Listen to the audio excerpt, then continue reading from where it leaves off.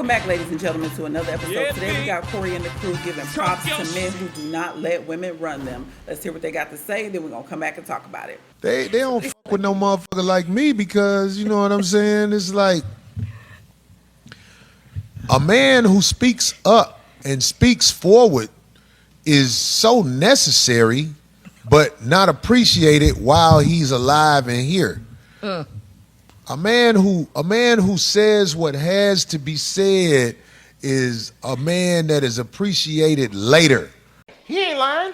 When you around the cake motherfuckers. The cake motherfuckers, you appreciate them while they here because they spoil you and they let you be what you shouldn't be.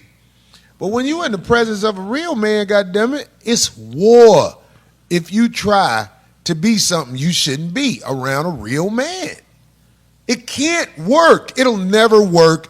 He'll always rebel against the bullshit. But if you're around a cake mix man, he's going to allow you to do everything you do, and then in the end, he's going to find out it wasn't even worth it for me to kiss her ass. She still dogged me out. You big dummy. See, I'm a man who have left plenty of relationships like this. Fuck you, die, bitch. Oh, Jesus. I done left relationships like that, and I actually meant it with a few of them. You know what I'm saying? Because the motherfucker felt like they can run me, disrespect me, or act like they can lead when ain't nobody in their family ever led nobody nowhere. Men who come with it. And I'm not talking about fronting or acting tough. I'm talking about men who stand on principles, righteousness, morality. You're not gonna be very popular when you around most folks, because most folks want to do what the fuck they want to do. Let me do what the fuck I want to do, and you shut the fuck up. That's how they do a man if you let them. Masculinity will be minimalized as something foul, and if you are a man who's a leader and strong, nowadays they're gonna tell you, you are out of pocket. But I'm a man, goddammit. I ain't no motherfucking bootlicking trustee. Most men aren't around their children because they refuse to tuck their tail between their legs. Which is why the state gives the women so many tools against the man, because they want the children raised like they're raised right now. Boys twerking, boys getting BBL. Well, let me tell you something. If the real men was in the house, none of that would happen. Even if a boy want to get a BBL, he'll get kicked out for even saying it to a real man. I'm the man up in this piece. Even if you get a DBL. You know, What's that? That's a dick one. When you get your dick enlarged, you're still a buster. Who you think you are? You bigger than me around this house? I don't need no big dick boy in this house.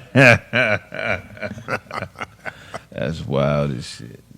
No, I'm saying, man, you just can't be the easy shit. The easy shit is always gonna lead you down a path of bullshit, man. You can't be the easy shit. Everybody who do the easy shit, I just look at them. I be like, yeah, all right, well. Hell yeah. All right, so let's talk about it. Shout out to Corey in 5150 land for the conversation. I want to speak on men who will not tuck tail for women. Man, I know both sides. I know men who tuck tail and men who did not tuck tail. And unfortunately, the men who don't tuck tail are not allowed to be in their children's lives like they would like. The men who do not tuck tail for women they have children with their value is solely based on finances, not any type of rearing and upbringing. And then you have these young men who, once they get 15 or so, they taller than their mama, the mama can't handle them no more. Then they want to bring them to the father, but it's too late, because at 15, you are who you are until you want to change and do and be better. Let's talk about the men who do tuck tail. And Corey is absolutely right. In the case that I know personally, the man who tucked tail to the woman he had a child by that I know of, she still dog him out. It didn't get him it didn't do him any good to tuck tail to a female. So for me, I look at it like this: the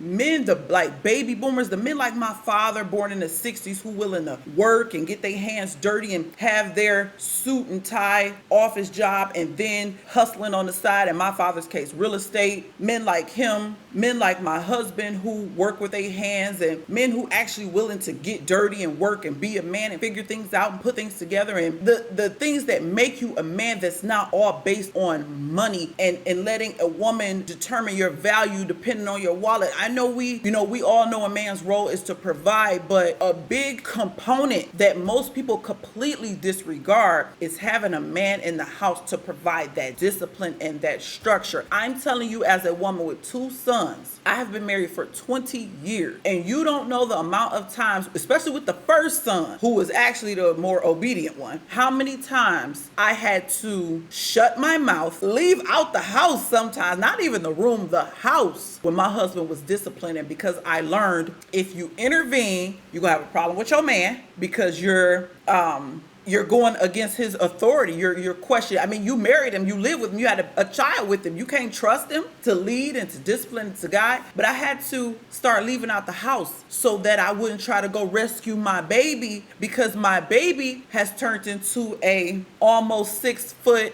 180 pound man. So that baby at the time that I wanted to coddle and protect from any type of discipline ain't staying no baby. And he's gonna realize the dynamic and the structure. Daddy ain't really in charge. It's mama. Mama don't want daddy to discipline me. Who is you to discipline me? And I didn't want that, because I saw that with someone else, and I'm like, I don't want to be that woman. And so my thing was to just go outside. Now with my second son, it ain't no problem. Sometimes I'm like, yeah, get him. He needs you to, drop them bees on him, as my husband would say. But the presence of a real man is priceless. Even if he on hard times and his pockets ain't all that fat. The presence of a real man's leadership and wisdom and guidance, it is value still with some women. I know the majority of women, they brains is fried. They've been eating out the microwave, eating all that Chick-fil-A and KFC and all them hormones and red dye number 40 done scramble their brain. But a real man who rebels against any form of feminizing, demasculating,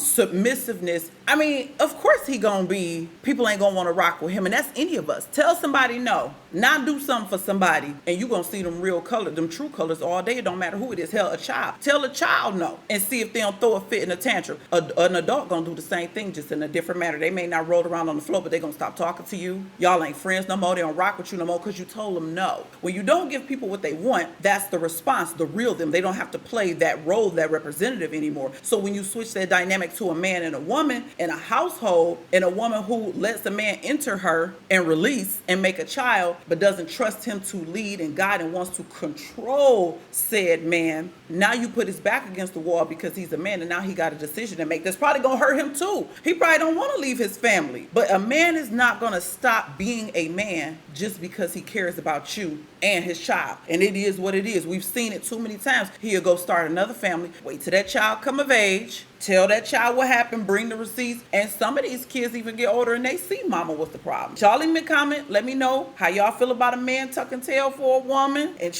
letting a woman run him, and vice versa. Y'all leave me a comment, let me know what y'all think about the topic. As always, I appreciate the love and support. Till the next time, I will catch y'all in the next episode. Peace out.